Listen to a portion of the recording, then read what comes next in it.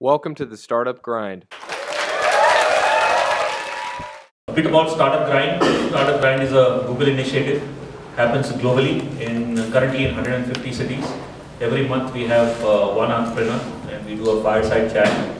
The idea is to create a global ecosystem of startups and to get inspiration from people who have been there, done that, succeeded.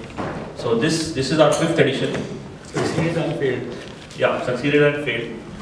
This is our 5th edition, and the Startup Grind Mumbai is run by Mahesh Kabra, my co-founder, and that's Mahesh here, and me, Atul Divya. Mahesh runs startup partners and advisory for startups. I personally run 2 companies, Cartridge Junction and eVision Technologies. Let's jump into the event. So while coming here, I was just kind of thinking, how to introduce our guest for the evening, and.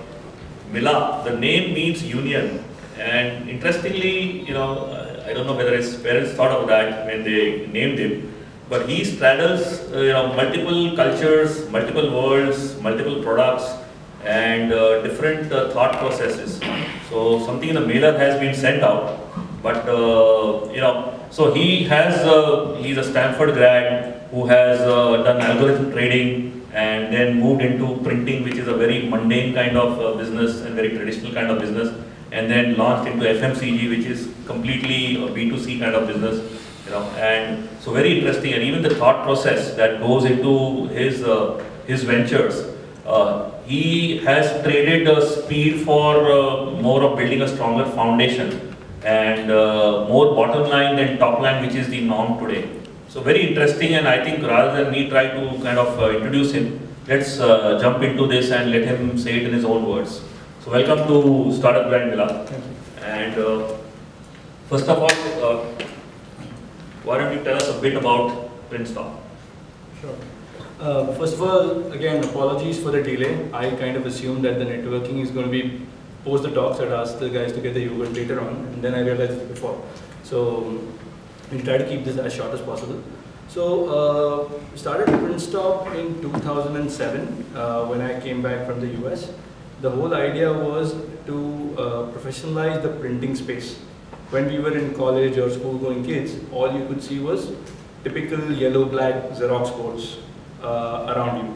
They would have a glass behind there with a lot of posters, either gods or models and stuff like that, and some magic happening behind, and you get your final product which you want. And when I was in the US, I saw a chain of stores called Kinko's. And Kinko's basically kind of was a Disneyland for printing, in another word. I mean, when you walk into there and you say, oh my God, I can't believe that there's a printing company which can have a space like this. But that was the original inspiration behind PrintStop. They had 2,000 plus locations in the US. And I'm like, is this possible to replicate this in India? Because printing is something which is ubiquitous.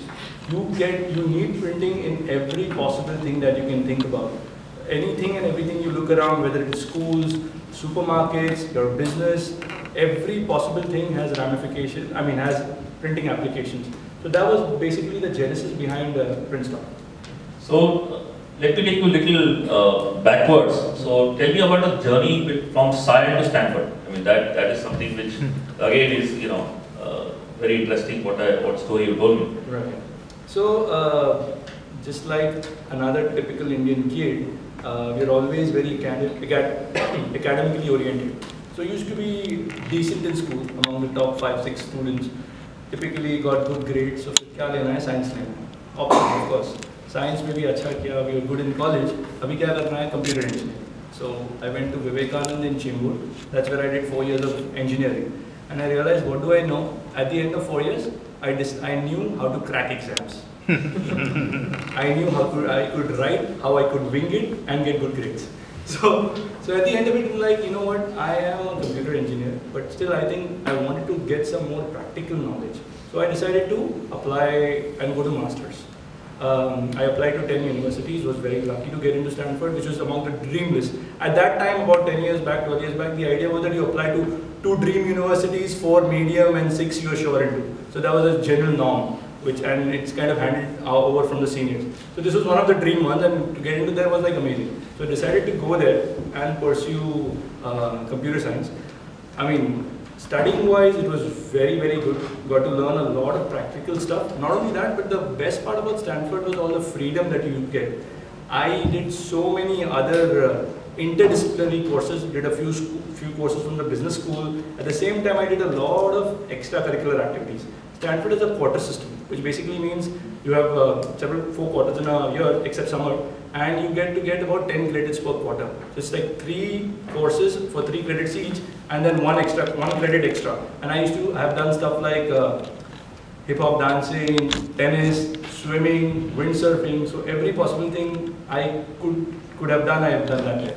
So the experience was very nice. At the end of it, worked in the tech industry, but I think education is something that it's not necessarily you apply every day, but it broadens your horizons. But getting into Stanford, then you can write your ticket virtually. So did that happen? So no, it definitely helps open a lot of doors. People are much more receptive to at least talk to you, understand where you're coming from. But then other than that, nothing major. I mean, other than that, it's a pretty, based on what you do, that's what you were taken for. So your first job was with Oracle? No. The first job out of Stanford was in a hedge fund in Manhattan. And so it was a tech job, but then I used to be writing strategies for the hedge fund, basically trying to code the algorithms which the trader does. So that was about a year odd post school. And then you jumped to the Valley again. So what happened is, in the meanwhile, I got married. My wife also was with me in my undergrad. We went back to the US in December, and my company, the boss decided to shut down the business. It was about a 400 million fund, and so they were making profits, but not as much as the heydays. And he decided to quit shop and go for his further education to Stanford. So he decided to go to Stanford and said, I'm going to quit. I'm like, okay. And that time we got 2 severe storms in New York, and my wife cannot handle AC. Forget the storms. So उसने बोला भाई चलो वापस. And that's when we decided to go back to California, sunny California, the land of the shorts and the convertibles. So I get 2 storms in New York, but you get less rain than what you get in Bombay. So I don't know what they qualify as a storm there. That's a misnomer, I think. So is there a real storm that happens in New York? The storms are there, but it's very cold, right? So that's the big. She couldn't handle the cold, and then I think staying in California is nothing comparable. New York has its own vibe, but then California is California. So the Valley is a dream, and a lot of people from here want to get there. But why did you want to come back from the Valley? I personally think that everybody should have the experience of going there once, whether it is to study or to work. But in the end, we were very kicked about coming back to India and pursue our own dreams. So it was a good job, software development was good, we paid well. But in the end, I did not enjoy coding. It did not flow like poetry. So in the end, we had to figure out to do something. And my wife, in fact, is much more entrepreneurial than I am. She was the reason why we came back earlier. Otherwise, I would have dragged maybe a few more years, maybe never. So our day job was working with Oracle. Our night job was finding out ventures in India. But why, at the end of it, you chose printing? So is there any family background, anything in the family which kind of pushed you into that?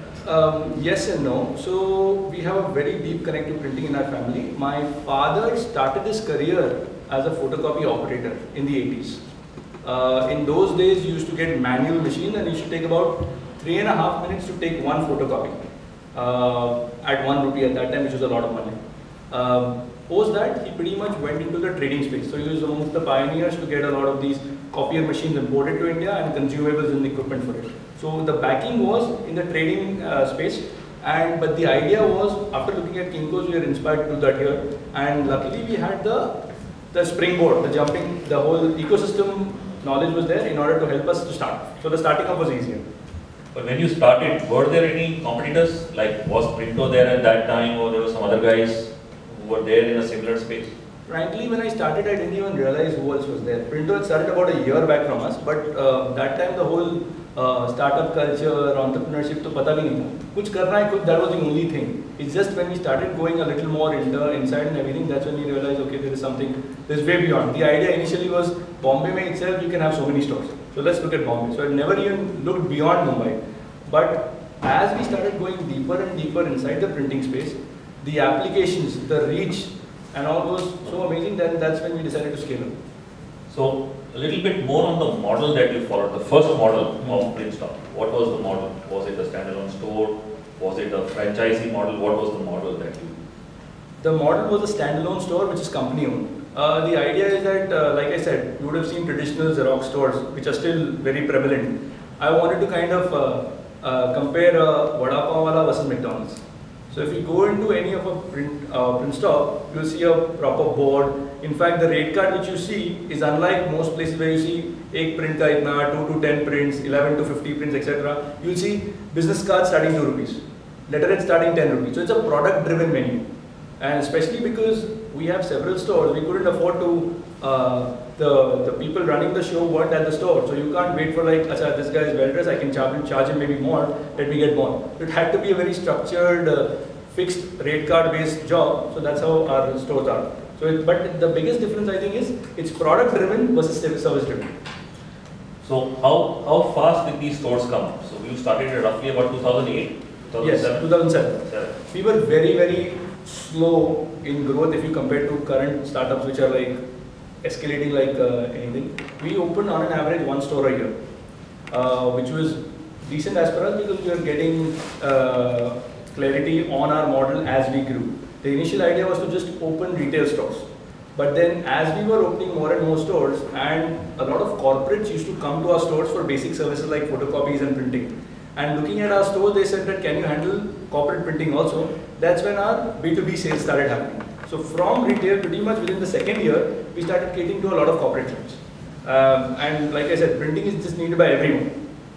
So did you have a sales team running after the corporates, or was it they came to you and then kind of? It was all cool. In fact, we have a sales team after, we are now about 8 years old. After 5 years is when we have the sales team. Okay. So till then it was all cool. They used to come by word of mouth, the references. We never went out to anyone. So did the store formats or the services you offered change in the 8 years, across the 8 years? I would say our business plan has changed pretty almost every couple of years. We started off with one vision, but as we have progressed, we have kept on adapting it. The original idea was, like I said, to open a chain of stores. Then we kind of spawned it into a stores and corporate sales. So we kind of moved on to a hub and spoke kind of a model. Where what happens is our store sizes started reducing from about 500, 600 square feet to about 200 square feet. The idea was to get only limited products there and any products which you need very quickly. And the rest of the jobs are funneled back to the hub. So that's how we changed from a big store format to a small store format. Do you have a backward integration to offset printing units? Yes. Do you also outsource? Printing, Atul is from the printing space, so a lot of terms are very easy to him. But just for everyone, digital printing is something which is for shorter runs and you need quicker things. Offset quantities are needed for longer runs and for larger quantities basically.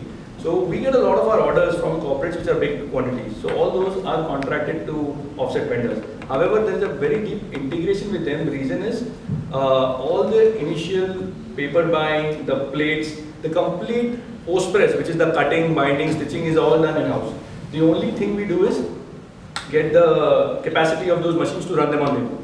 Because we didn't want to get into offset printing on our own because that's like a huge investment, plus it's a very different line, while you have so many vendors who have less capacity and you can outsource them. And then that paradigm shift happened to the online. Is it because inspired by the whole startup ecosystem last 2-3 years, it's pulled up, or is it a natural progression of what your business is and the model keeps changing every 2 years? So what is the reason why this whole shift has happened? The actual story is very interesting. The original idea for PrintStop, like I said, was to do standard printing, but as soon as we started doing corporate printing, we wanted to get some technology involvement. So the whole web to print, which is now so much more popular, was very different about 7-8 years back. The original idea we had was that let's just build corporate logins where people can transfer files to us, see what is there and print. That's pretty much it.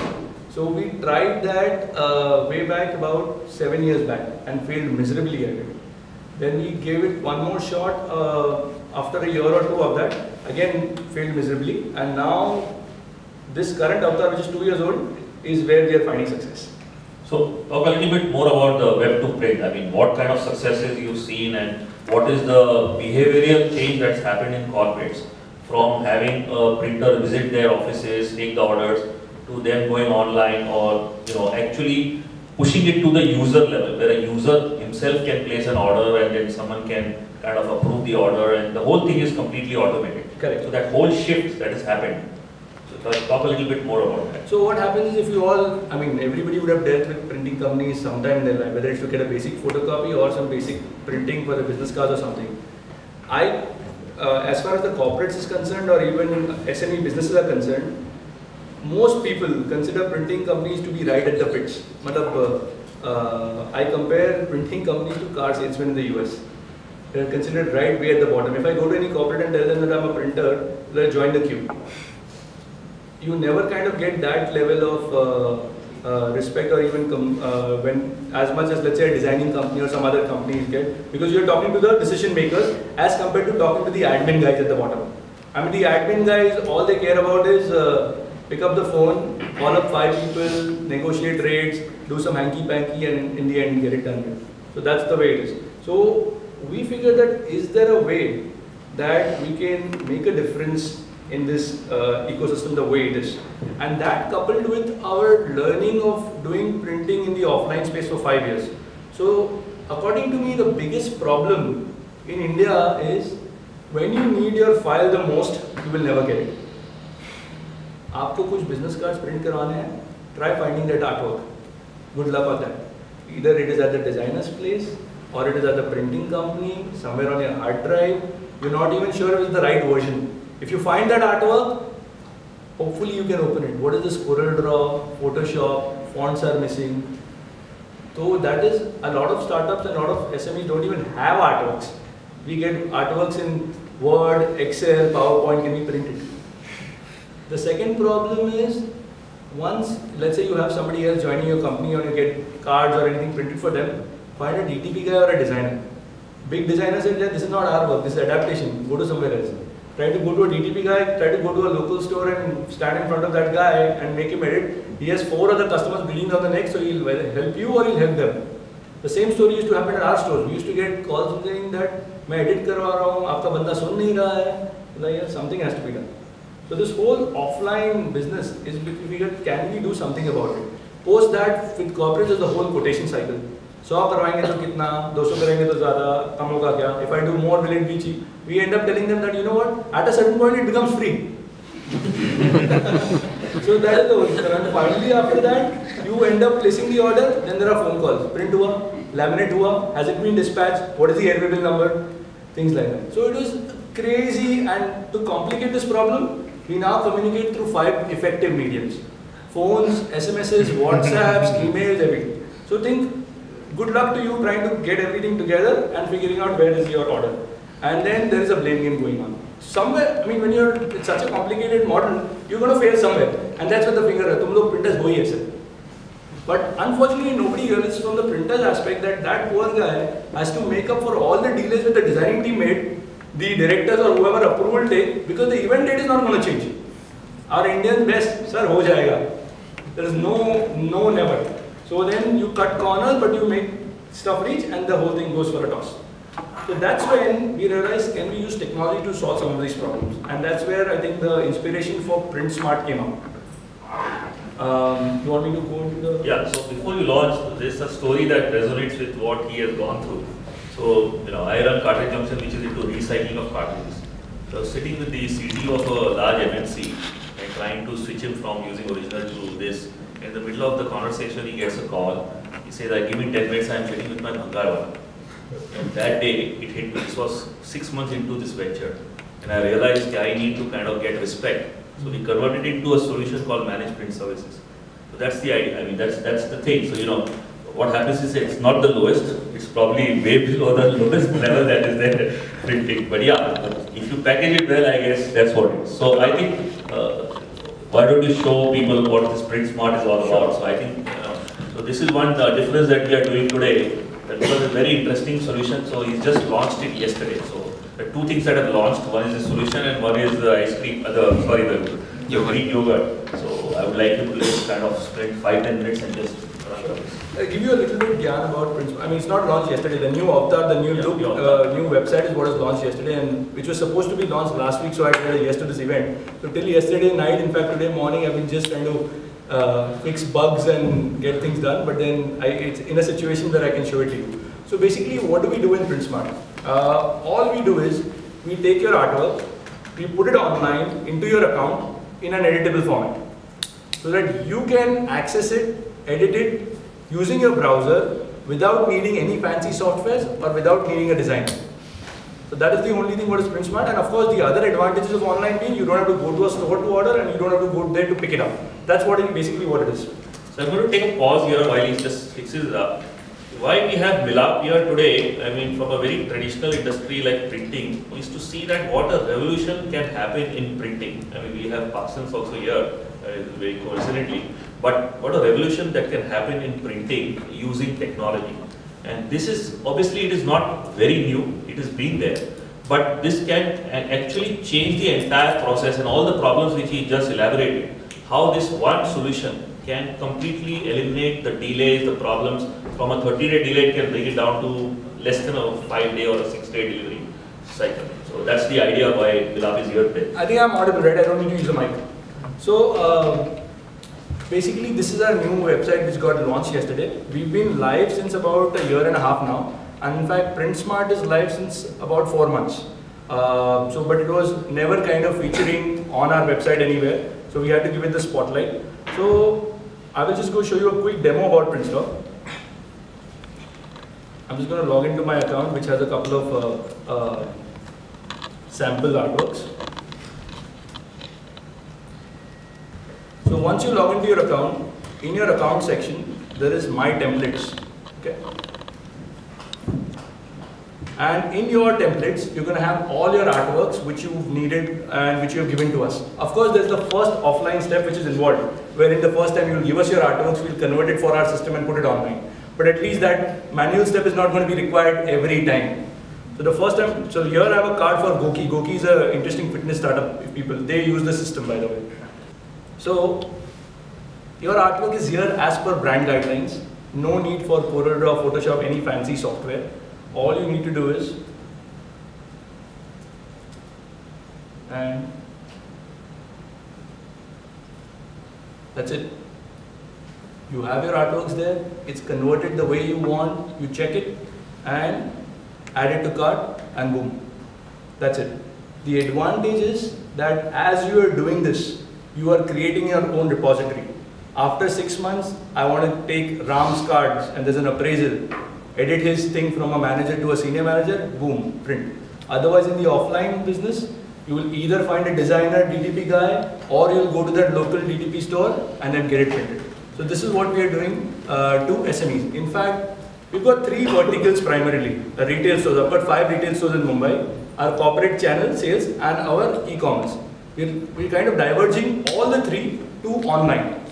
What we do is, if you would go to my store and print business cards, that in the next couple of days, we'll create an online account for you, take your card, put it online, send you a nice email, sir, please don't come to our store anymore. Here's your first 20% discount on your first order. At the same price, you'll get stuff delivered to you at your doorstep. So that's what we're doing. So this is PrintSmart. I'll also take a minute or two to just show you some of the learnings we've had over this platform in the last few years. So previously, the whole interface was, of course, as we are learning, very cluttery. To do something, you would have to, I mean, printing is vast. The number of products you have is insane. So if you see the kind of products we do is, we've got like 8 different types of business card. In stationery, it is letterheads, envelopes and everything. Marketing has flyers, posters and everything. To do any kind of printing, you had to go to a product, for example, let's say it's business cards, and then decide what you want to do. Do you want to browse our ready designs? Do you want to upload your own? Do you want to create your own? Or you want to get custom designs made by our designing, we have a designing division also called Pehchan. A lot of SMEs who don't have artworks, they would come here, they would browse our designs. We have hundreds of templates based on industry. Let's say you're a doctor. So you would just come here, pick a design, edit your name designation, and in a minute or 2, you have your card ready. So the whole idea was that you need to find the product you need, then decide the option you want and go for it. Now we have changed based on learnings from our people, we've converted the whole workflow to journeys. So we kind of bucketed people who come to our site and how do they come to us. So a lot of people have designs ready. A lot of people want to use our templates and things like that. So all this launches into a wizard-driven approach. Let's say I have designs ready. What do I want to print? Business cards. So business card, which kind of business cards I want? Let's say back-to-back printing. Go. Instead, ask you to upload your artwork, select the options, and you're done. So journey-based workflows is what we've started doing. And one last feature that I would like to show you is visual cues make so much difference to the whole workflow. For example, previously all our products have a rate calculator included in it, which is very manual. So you would see like 100 GSM art paper, 170 GSM, 300 GSM. To a layman, does 100 and 300 make any difference? You don't even know what the difference is. So for example, if we are looking at folders or dockets, and there is a price calculator which is integrated. So our price calculator is completely visual. You select the quantity you want, whether you want one plain pouch, two plain pouches, one colored pouch, two colored pouches, do you want a card slot, do you want matte lamination, gloss lamination, and how much is the production time. So visually, it just changed that you no longer even need to read what that specification is. You can just visually decide. So which has helped us, I can't say helped us because it just launched yesterday, we'll come to know how it helps us. So this is what our whole endeavor is, to try to get people to come online, give us their artworks and place orders on a continuous basis without having to hunt for their artworks. This also has a corporate avatar. This is something called as PrintSmart Pro. It's basically the same solution with some bells and whistles. We have corporate clients actually who are on board this, who basically have multiple offices across India. So you create a custom portal for them. Multiple people access these things. They place an order. There's an approval mechanism. So one of our clients, for example, has 290 offices across India. Previously, you get visiting cards from any two offices. Colors are different, papers are different, positions are different. Everything is very, very different. They just finished 50 years of existence. So they wanted a very holistic and proper card as per brand guidelines. So they went onboarded to this. And there are about 1,000 plus people who are eligible for business cards. We created 1,000 logins for the system. Every user now logs into the system, creates his own card, places an order. Their HO and BKC approves it. We get the order, we print it and drop ship it. So now he gets it in like 3 days. So these are the advantages of going on.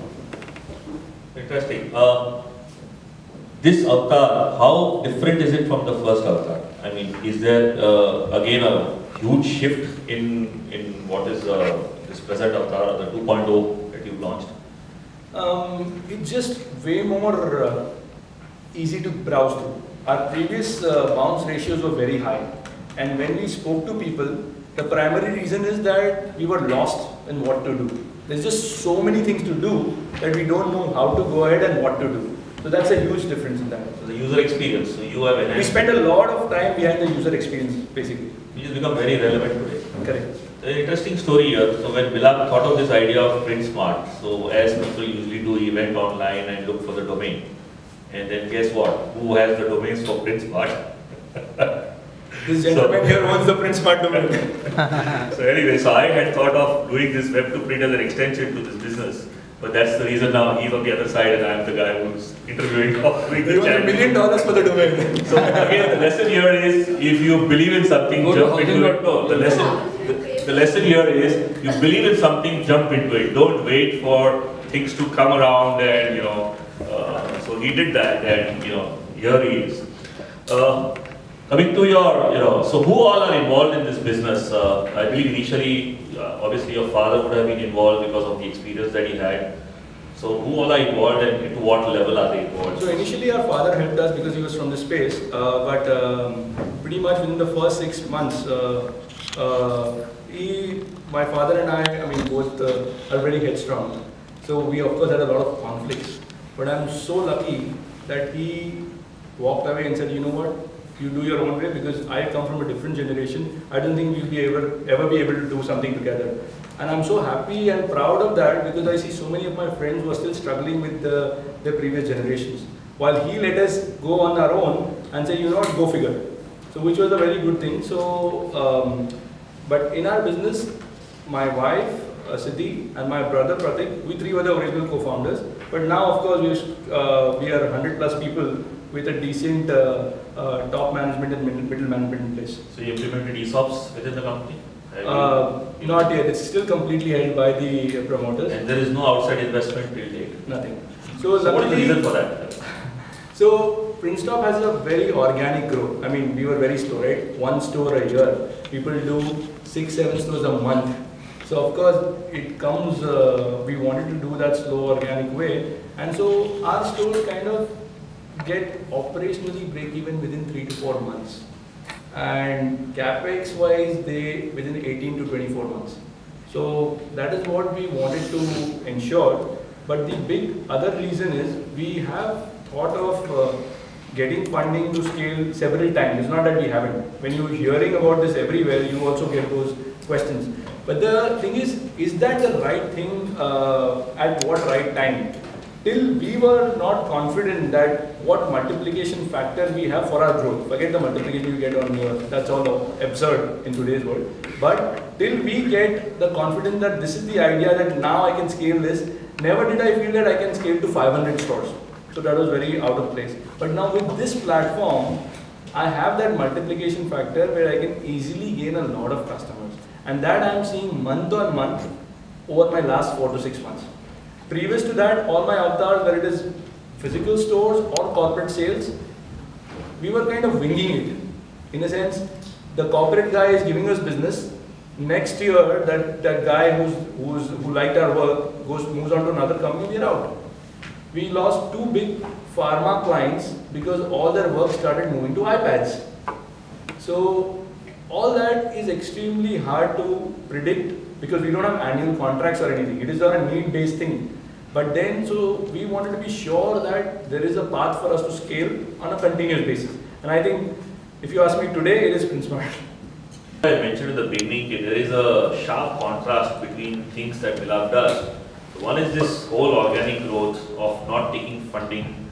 We'll talk about Hokey Pokey, but that's where funding has been taken. So it all depends on the model, it depends on, so for example, all the stores I believe are operationally profitable and, at very early in their life. Absolutely, so, very early on. So it's more a bottom line approach to a top line approach which everyone is taking. So it's a good lesson for all the startups who are here that this is another way where a business on a solid foundation can be done. So behind every successful man there is a woman. So you have your wife in the business. Yeah. So how much is her contribution and how much is the pressure that comes from her, considering that she dragged you all the way back from the valley back to Siam? We call it the Chabuk Valley. What happens is that when you are, so luckily for us, all the 3 co-founders come with very diverse skill sets and we all love doing very different things. Pratik enjoys operations, he's on the shop floor taking care of production. Siddhi handles all the HR, finance and actually the strategy of the company where it's growing. Since I love technology and come from that background, I'm very focused on all these things. So at a lot of times, we go into our own paths. She's the one to pull us back to ground realities and check. Ye bola tha hua kya? Nahi hua na, get back to work. So that's a role that she plays very, very well, kind of overseeing the entire vision and keeping us in check at home and office. So your father has implanted someone to take care of things. Yeah, I always thought he spied on me. Anyway, how much does the Stanford degree, the experience that you have, help in this whole PrintStop journey? I don't think it really mattered to any of my clients. If I go to meet a B2B client, that hardly comes up. So it really doesn't matter whether I went to a normal school or anything. No. I meant in terms of the way you operate, the way the thinking is, the way, So there is a different thinking that happens when you go to something like Stanford. No, that's true, I think, but that's true for a lot of other schools also. But I think what's important is that helped me really, this development platform which you see, a whole lot of it is designed by me. It's not coded by me, that's outsourced. However, because I come from this background, I can think about things, go deeper into it and come up with better use cases. So that experience no doubt has helped me nail on the solution far better as compared to, let's say, somebody who is non-technical who wouldn't be able to do. So the PrintStop in the first avatar and this one, so obviously now it's become geographically independent. I mean, you can technically ship out anywhere in India or even outside. We currently ship to 50 plus countries. Okay. India, of course, we get orders from cities that we've not heard of. But also internationally we get orders. It's not that we get a lot of orders, but it's all these orders are organic. We're not even marketing them. I think there is just so much need right now in India that we haven't had the need to go beyond. But we are going to do a few pilots in certain key countries to see how that is going to pan out for us. So you're looking at social media, search engine marketing, etc. to kind of reach that kind of We were audience. thinking of a couple of models. One was to kind of tie up with local printing companies there, because of course anybody who needs printing would go to an established printing company. So if that guy is able to fulfill your standard normal needs, while the planned things, while there are a lot of international companies are way more planned than us. If they can put their planned collateral to us, back-end it, and we can supply it to them, that's one way. But the other easier way is to do localized Google Ads. So we are looking at, we already get orders from people who are kind of visiting India for exhibitions, trainings and all those things. So we are already tapping them, and they all basically, how they've come to, they say, we looked online, yours seemed to be the only decent site, so we kind of came to you. So these are a couple of things that we are trying to pilot, but not yet. But inter-country there is a price arbitrage, there is a price differential. Huge. Taking into account the freight factor, because it's a low ticket item, say card is a very low ticket item. So card invoice typically, let's say to UAE, would be 300 rupees for the card, 700 rupees for the freight. But that 1000 is still cheaper than what you would get there. But that means PrintStop can be extended offline there also. And you could still make more money there than you are making here. I don't know the cost involved there, so I haven't reached that stage to research in depth there. But a lot of partners, kind of companies have approached us to kind of take the brand there. Like primarily we get a lot of inquiries from Africa, but then we don't have the bandwidth at this point. So this is one of the downsides of, let's say, of organic growing. Because you're always so constrained in resources, you end up only trying to do things which are within your purview. Let's say if I had maybe, this is a hypothetical thing, we had money to throw around, yeah, I would have hired a senior guy, take this project and maybe figure it out, and maybe we launch that. But those are the disadvantages of maybe in a constrained approach. Yeah, but like Staples, Office Max, Office Depot have all got their print solutions around the globe. Right. A lot of countries, including India, because it's now not grown as much. But that can be replicated. Absolutely. Having see, we deal primarily in a lot of digital printing and low volume work. So a lot of people, the transaction numbers are a lot, but the values are also very small. So to manage it, to set up a good solution back in office and then try to do this inter-country thing is what we need to think through. Again, shifting gears, Hokey Pokey. How did that happen? And it's a complete shift. So how did that transpire? Very, very, very different shift. When we were coming back to India, we basically, it was a very difficult decision because you always want to try and plan your transition. That yaar, jayenge, ye ho jayega, and then we can smoothly just join that. We tried extremely hard, but that leap of faith had to be taken and we had to jump. So the idea was to de-risk it. We came with 4 or 5 ideas and we implemented 2 of them. Hokey Pokey is with friends. Rohan is a very close, dear family friend, and we've spent a bunch of summers in India and New York together. Hokey Pokey is something which we kind of thought of. And while printing is something which is with family. Hokey Pokey story, I think everybody in the US who's visited the US or stayed in the US would think, yaar, Taco Bell and Cold Stone Creamery India mein chalengi hi chalengi. It's just that we went one step ahead. We actually did it rather than just talking about it. The idea initially was more as a side thing. Okay, bhai, it's cool to have an ice cream parlor business. We'll take friends there, enjoy it, that's about it. Every friend who's still there in the US, who's in the tech business, yaar, India aata hu aur ek restaurant khol de sakta. I like, come here, spend a day with me, maybe you'll go back. So it's easier said than done, but that started off as primarily as a lifestyle kind of a business. However, it has its own trajectory. And when the potential was there, then Rohan decided to come back and look at it full time. And that's when the serious action happened. Before that, it was just going on the side on its own. So that a lot many more outlets than PrintStop, Hokey Pokey. Hokey Pokey, yes. It has got around 20 odd outlets across cities. But the interesting story for Hokey Pokey, again, like I said, for printing, we are looking at PrintSmart as the growth factor. The X factor for Hokey Pokey is FMCG. We launched FMCG about 6 to 8 months ago. We are now present in 600 plus locations across 7 cities. So that's where I think we see the growth. That's where we decided to push our energies to. Now that we have this channel to find a new, then we basically are now trying to push new products to the same channel. That's where Epigamia came into play. So that, the thinking there is very different in terms of raising funds, not growing organically. So is that thinking because of your partner, or is it because of the nature of the business? Primarily because of Ron also, but also because of the nature of the business. See, printing is actually physical assets. And because we were organically growing, I could take debt from banks and all. Hokey Pokey is a branding play. No bank is going to give you money for marketing. So we had to raise money if we want to make a dent, or we would be running again our 5-6 parlor. And especially because when it became an FMCG game, to have that kind of a reach is what we needed the money for.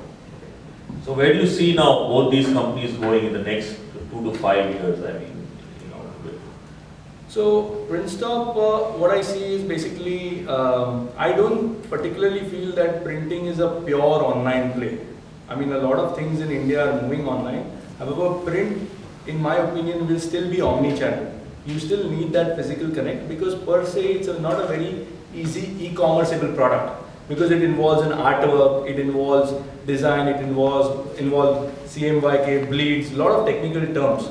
So it cannot be pure online. So I foresee that for us to scale, grow to other parts of the country, we would need to have a combination of physical people and online. By physical, I don't mean that we'll open stores. I think that's a very hard business. Because technically, if you think about it, running a printing store versus running Hokey Pokey or any other store, I think they're very different because Hokey Pokey is made up of, PrintStop is made up of services which end up becoming a product. Let's say to make a book, you have to do printing, binding, etc., etc. You go to 4 of my own shops and go with a book, you might get a slightly varied code everywhere and maybe a slightly varied output everywhere. It's not necessarily like you're selling refrigerators, A, B, C, D, these are the specifications, these are the discount that you can give and you can sell it. So that's a very difficult play, and especially what do we bring to the table there? Machines are OEMs, paper is what is brought from outside, all we are doing is a good process. So a lot of people who ask us for franchisees also, I'm not very sure if it's a very franchisable business or remote controllable business. Hence we've never thought of this opening it in Delhi or Bangalore or Pune or whatever. But I definitely think that with our newer model of hub and spoke, where we have reduced our own store formats, let's say our previous formats were 500 and now 200, our stores order with the hub through the online system. So they also use the same online system to order through our hubs. And what we're trying to do is, at the store also, trying to limit the offering to these 50 products. So these are the 50 products that we can do. The rest, you can call our helpline and maybe they might be able to help you out. We are further reducing it down to an order taking desk. What we are trying to do is, I have an order taking desk which is just a computer, having samples and basically showing it to you. You want a business card, you will come out, I'll show you the paper samples, a lot of designs are ready.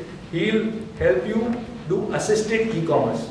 So we will have feet on the street to help people convert that first transaction online, and once they move online, then I think it can happen on its own. But it's going to be a combination. So just as in corporates, do you think there is a print desk that can happen at some time in different corporates? Just a desk with a PC and print smart at the other end? I don't think a desk is needed. In fact, what happens is that the first time, 1 month desk is needed to help them onboard and then move on. So yeah, that is what has happened. Or a shop in shop kind of thing. You have a supermarket and you're sitting there with a desk and anyone. Again, then you are entering the services space.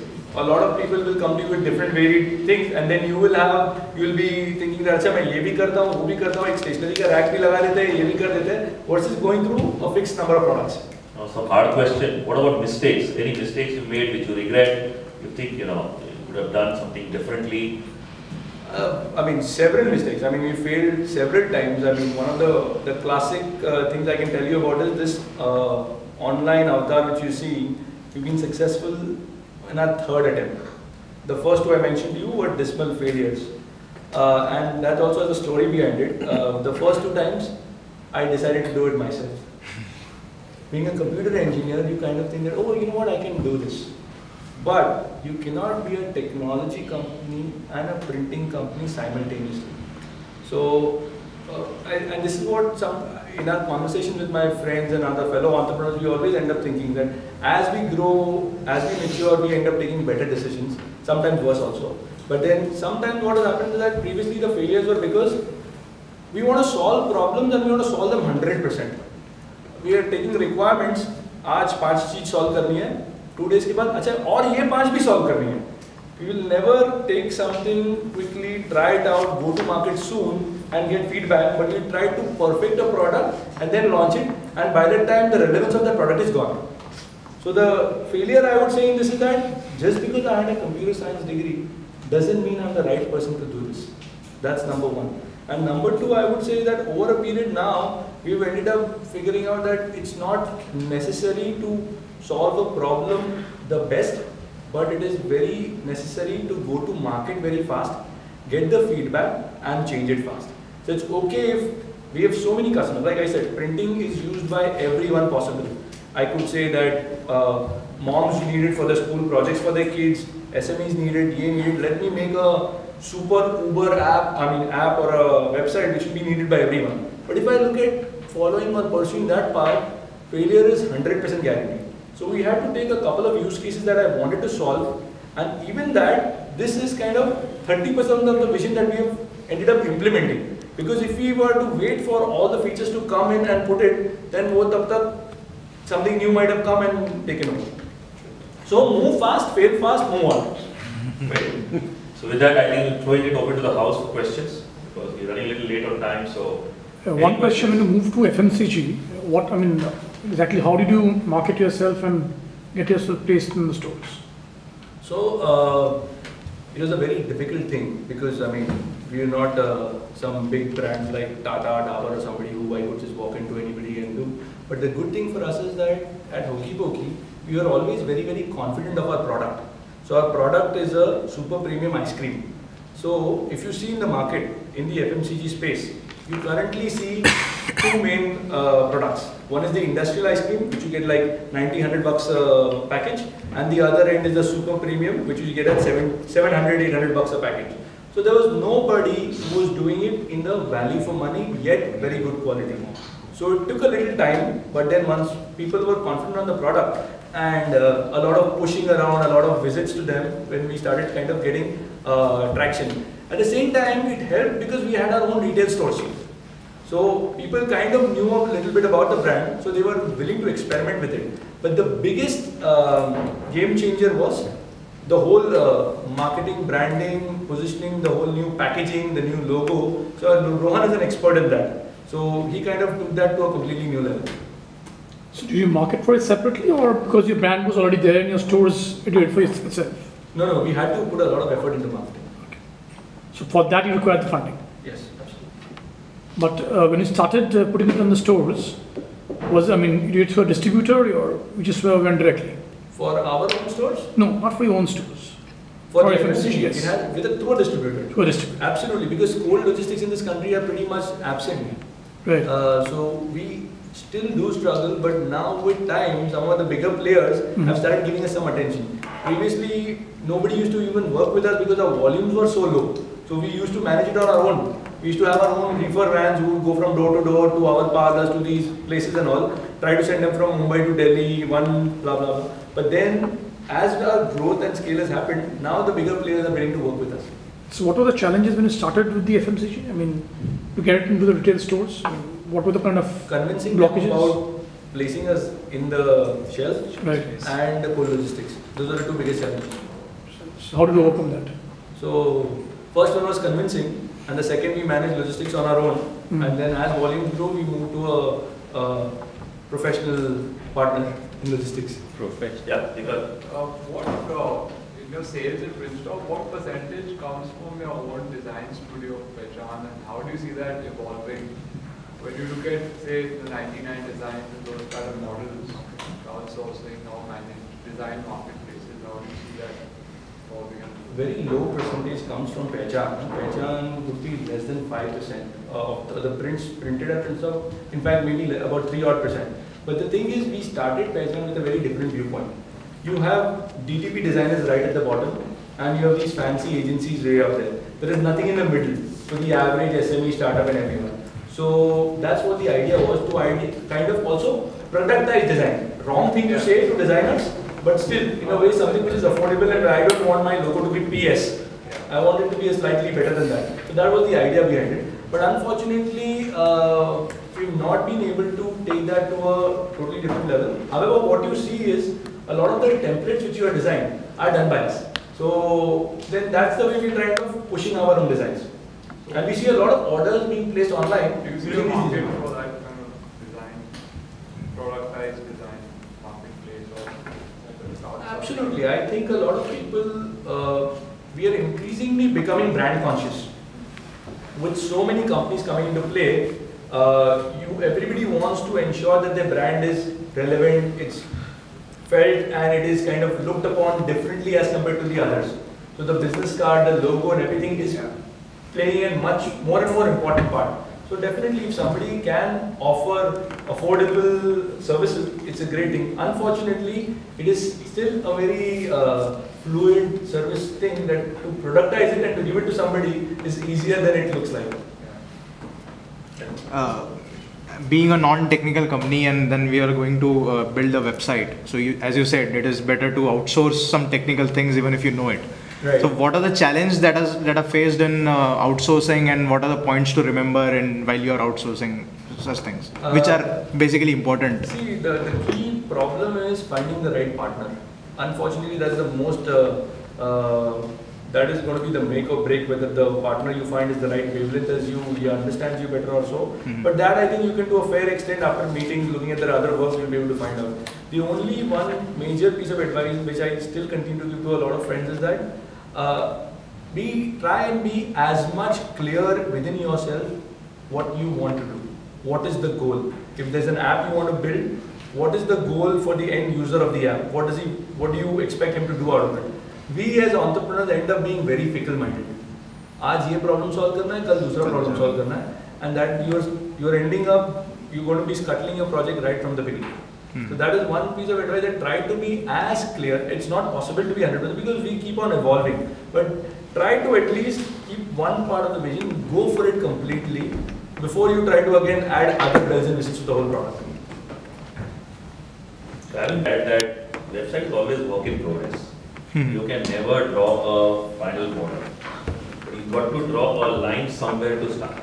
That is very important. Second thing is, every client of ours in 15 years has, kind of just eliminated the creative liberty, so to say. So we have no creative liberty. As I told one client after 3 years working, if you hired a dog and then you want to bark, that's the problem.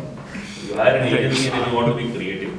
So it's a problem. So that's why you need to know when to let go and say, okay, they are the experts. That's why we have hired them. Let them do that job. Be specific in what is there and then draw the line. No change in the next avatar. That's very important. Very interesting anecdote, sorry, to add on this. You hired a dog and you want to bark. At our retail stores, when people used to come, we used to be a print service provider. यार एक line change करना है, तो वो artwork लेगा, अच्छा ऊपर नीचे ऐसा करो. We end up becoming a designer, being in a driver's seat. And 2 घंटा, 3 घंटा, यार इतना ही तो 2 लाइन तो change किया, इसके लिए क्या?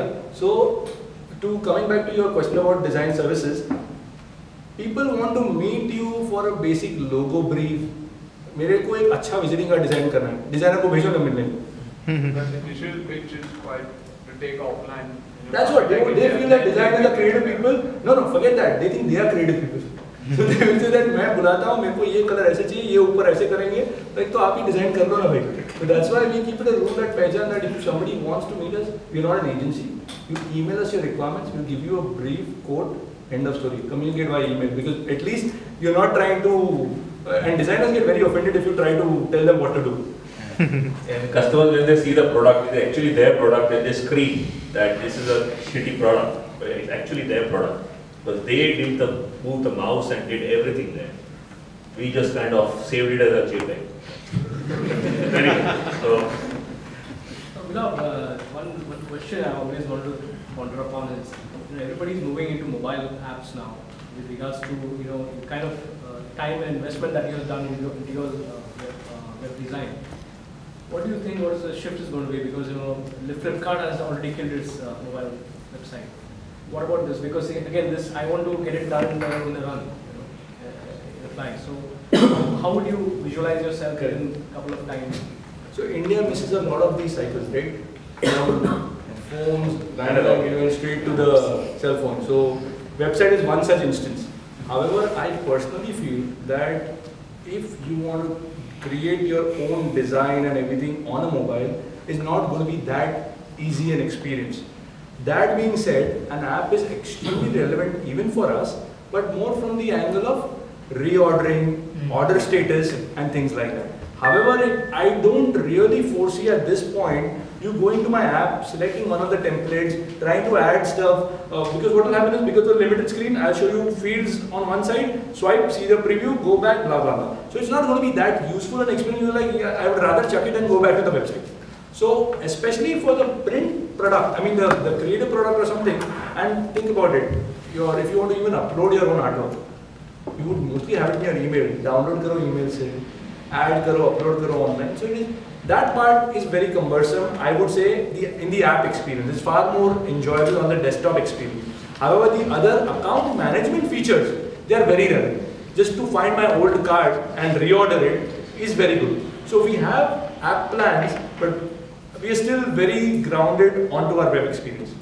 So you mean to say business specific, your app, your migration to an app completely, depending upon business specific. Absolutely. For Hokey Pokey, for example, there is a very different thought process for something new that we are trying to do. We might totally skip the web route and go straight to the app route. But it's very dependent on the business that you want to do it for. Yeah, so gentlemen then, sorry. Yeah. My question is regarding your Hokey Pokey going through the FMCG route. How, going through distributors, how does it put pressure on the business cash flows, and would you recommend that for a startup to pursue this route? In fact, our experience with distributors has not been that bad.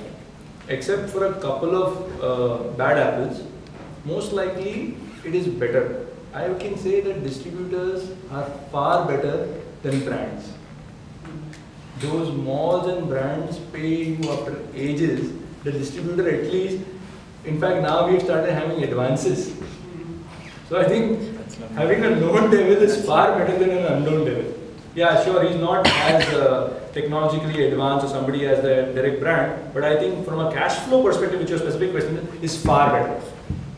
Would you recommend online, like Amazon and other big basket and other things, using those platforms to sell your product? So we sell extensively through Big Basket in Bangalore, because Bangalore Big Basket has a cold logistics thing. In fact, we've just launched in Hyderabad also.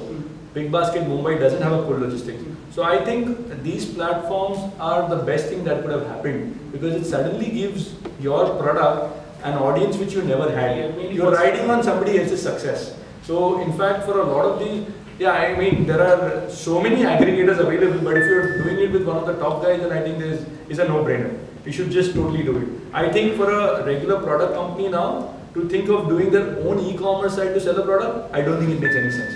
You can just go through so many of these platforms, or maybe even look at one of your own e-commerce based carts which are readily available and sell it on that. The reason we had to do it on our own is because we sell a customizable product. It's not a standard product. So that's the big difference. Otherwise, if I get an avenue to straight 5 other different people, then it is doable. So would you sell to a tiny house? With things happening, what they are happening, it is possible. Last 3 days I've been ordering desserts on tiny house. Very interesting thing. There's only one guy on tiny house. So I'm just. So they are also client, but very interesting anecdote. When Ola had launched about 3 years back or so, there was one of my ideas to open a 24/7 photocopy and / printing unit, because there are so many finance professionals, a lot of people who need prints at night. But I don't want to keep people on bikes and all that, because I don't want that liability on me. How about I offer the service online, you pay the cab charge, but I will backdoor it through an Ola and deliver it to them. So, abhi to log food bhi kar rahe. Now I should talk to Bhavesh about doing this. But everybody is going to do everything. The investment for Hokey Pokey, how easy or difficult it was, getting an investor? It was not really hard for Hokey Pokey, primarily because of enough work done behind it from a brand perspective and from a product perspective. We didn't go for funding when we had a business plan. We went for funding when we had actual operational outlets, products, we were in the market, and we needed money for scaling. The initial everything was bootstrapped, so it was easier. I mean, but I can just say this because I haven't done that when we had a business plan in place. Yeah. So now your focus will be on scaling up of Hokey Pokey or the FMCG retail business? In Hokey Pokey, our focus is definitely on the FMCG part. Because once we have this channel now, we're just coming up with newer and newer products and then pushing them to the same channel. It just makes sense to utilize and optimize that channel. One question. Regarding for current entrepreneur, would you suggest being innovative and create a product or look at a successful product elsewhere in other continent and just get it here? I actually don't have an answer to that. It is a lot of people, the latter part which you mentioned, a lot of people are great at that. They go to China and they come up with such amazing gizmos and products and they trade it here. But then you become kind of kind of a agent or a reseller or stuff like that, and there is nothing stopping somebody else from going and getting there. Versus if the first one you're going to do, that's going to be something which you are doing yourself. That's not to say that somebody else is not going to copy that as well. Any question? Do you have some thoughts because being in the business? No, I was just wondering, I mean, I'm part of a print business and I know I keep my hands full with one business. Milap is part of a print company, he runs another startup, he's a father of 2 kids, and he's active in forums like TIE and how do you manage your time? Master of the middle, straddles 2 spheres, east and west, tradition and new age. So originally, yes, I used to be, it was pretty hard because first 2 years of Hokey Pokey I was pretty much part of it. But then beyond that it was getting extremely hard. So I had to decide to take a back seat operationally, and good for us that Rohan decided to come back and take down the reins in his hands. So luckily that way I am, yes, I don't have to take care of operations at Hokey Pokey. But yeah, the other thing I think happened purely because I enjoyed doing that. Meeting different people through these platforms or spending time with my kids. Of all the things, working is the last thing I remember. I'm more curious on the printing. Any questions coming to you being in that business for such a long time? Sorry, it's nonsense. Yeah. So I'm just kind of interested in his story. Any interesting question or any thought? No, I think it, as an outsider coming into the industry, you take a completely fresh take on it and you start off at a very different level compared to traditional businesses. And that's why you haven't seen too many traditional houses innovate at this level, because they're already grounded in that day-to-day mayhem of operations and sales. And so I think you need some sort of out-of-the-box thinking to come into this with this kind of vision and approach it like this. So it's great that we have companies like PrintStop and doing. Yeah. Do you plan to actually start doing something like in 2-hour print visiting card or 3-hour print visiting card? See, technically we can. Right. However, the problem is expectation management at a certain point also. I can do 2-hour printing at my physical store, which is happening right now also, but is it possible for me to scale those stores up to 100? No, maybe not. But what we're doing online is, again, another very interesting tidbit. If you come to my physical store and you tell me I need business guy, I said, sir, 2 days, एक दिन में चाहिए तो you can pay 100 rupees extra expedited charge. I can guarantee nobody pays that. कभी कोई भी extra पैसा नहीं pay करेंगे. Online, about 10 to 15% transactions, they pay the expedited charges. किसको बात करने को नहीं है ना? I need my card, ये पैसा लो, credit card भरो, खत्म निकलो. Versus physical store that I would argue with you, क्यों ये? What we are doing is 2 hours is maybe hard, but we are trying to do same day services. We are trying to figure out that is it possible that if I get an order, why is it difficult? Because I cannot predict the business at a particular location at any point. If let's say you are from Milap Shah and I figured out I'll print through my that store and ask you to pick it up from there, but if there is workload there, then that becomes hard. So what we offer is expedited services like 24 hours and things like that. 2 hours, I don't know. Like once what happened was, I was traveling from Manchester to London for a meeting and I ran out of my business cards. So I called up an agency, they said, okay, we'll print the cards, you can pick it up from a London store. So I saved my 2 hours of waiting into Manchester and then Absolutely. I would travel to London, pick up the cards and my work was done. So I saved 2 hours. Correct. So that was like a breakthrough for me to keep going with that agency. I mean, I was just thinking about that So a very idea. interesting model. A lot of people do that, geotagging and printing together. Yeah. You go on your web, they'll show you 10 stores nearby to you, which is active in Europe and the US, and you can print there. But primarily, most people use it for documents, like business people who are doing presentations on the fly, find out the nearest thing. Because now with Google Print, I mean, you can take any printer essentially and put it to the web, Yeah. right? So I can enable all the printers in my office to be on the web. You place an order there, it gives you a password. You go to my store, give the password and they can print it for you. But अगर वहाँ पे rush हुआ, वहाँ पे 4-5 बंदे हैं, तुम बोलोगे online print किया.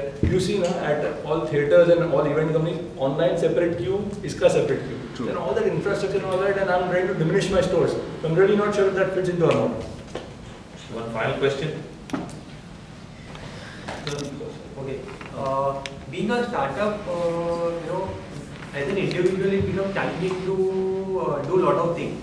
So should we rely on tie-ups or have somebody else involved in doing the daily activities operations, or have some dedicated resource, or hire somebody at the start itself, keeping in mind? Last 1 month, all these thoughts have been started coming in, because there are a lot of things that you intend to do at one go. So, doing tie-up, being a partners.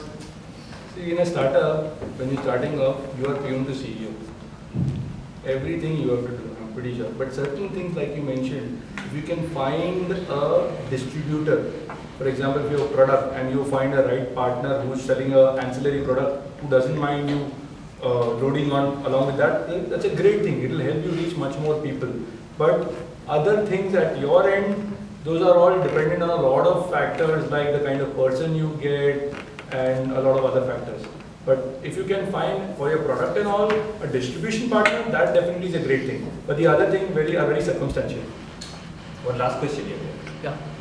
When you're bootstrapping an app, is it a better approach rather than getting a team together, like you're picking up one programmer from here, one developer from here, or outsource it to a unit which develops products for you, which is a better approach because you're bootstrapping, so you have to be very I think wise about it. bootstrap cases would do the former because it is just Get programmers, get a team ready. because it's easy on the pocket.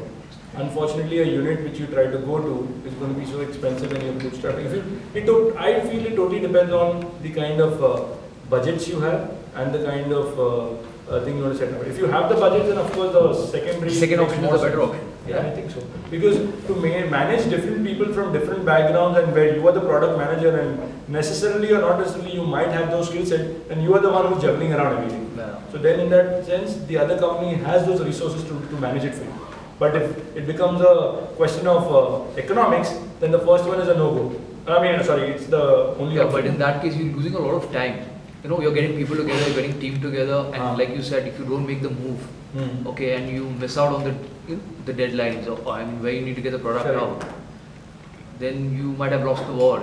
Correct. So that's a chicken and egg problem. Whether you have the additional funds to go for the full-blown enterprise version beginning, or you want to straddle through iterations of development. Okay, one last thing. If you make something and if you fail in the market, the first time, is that a big dent for you to stand up again? Nobody remembers what happened yesterday. Because, I think we can just move on. I don't think there are enough customers for everything. At the same time, I just have some bias against you, but then there are so many other people you can do. I think that's true. That would be true for any industry or any vertical you're looking at. Cool. Thanks. From next question from that, this whole stress that is getting created of this land grab and I'm going to lose the war if I don't launch in 30 days or 60 days.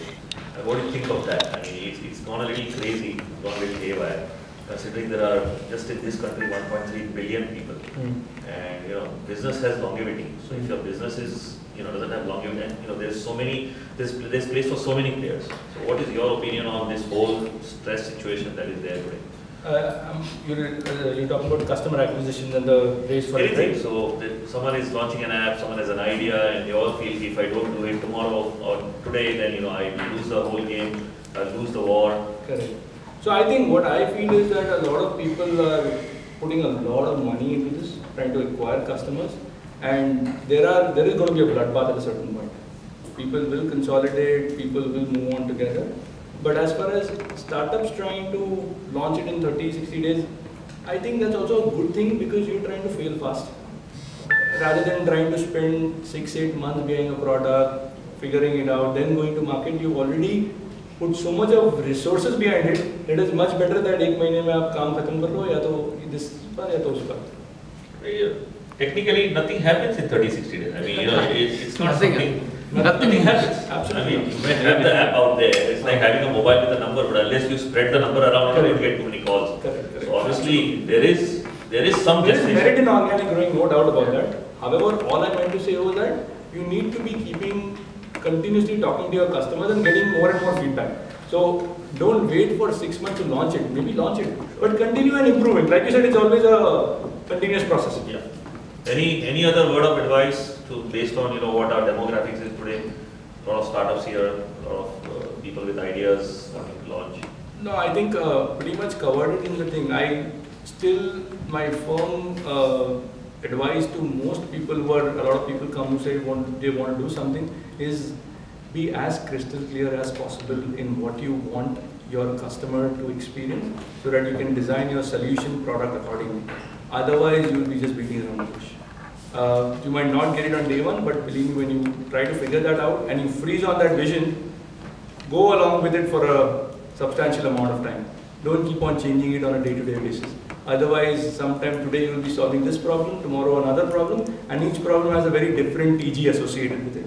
So then you are completely going haywire.